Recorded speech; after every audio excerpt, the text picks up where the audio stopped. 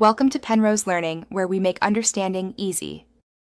You start by matching the sequence to your primary footage so Premiere won't rescale or retime clips unexpectedly. Once done, import using the media browser and immediately sort footage into a dedicated bin. This keeps things fast. Make sure clips are labeled or color-coded so you can identify takes at a glance.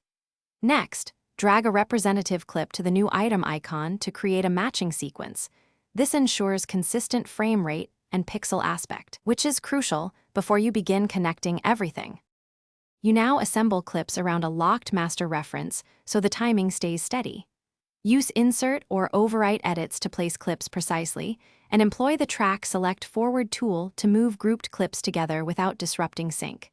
When audio elements exist separately, merge clips by matching waveforms or timecode. This prevents drift later. Once clips are roughly placed, use ripple delete sparingly and nudge edits with comma and period keys to fine-tune the pacing. That preserves the overall alignment. Finish by tightening trims with roll and ripple tools so edits feel natural. Enable snapping to lock to frames. Then decide where transitions are needed. Hard cuts are faster, but short crossfades can hide jump cuts.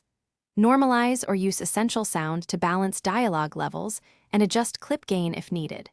If things go wrong, relink missing media or redo merge clips after confirming identical frame rates and timecode. That single troubleshooting move usually solves sync drift, so make it your first fix when issues appear. Thanks for watching. If this was helpful, leave a like and consider subscribing. See you next time.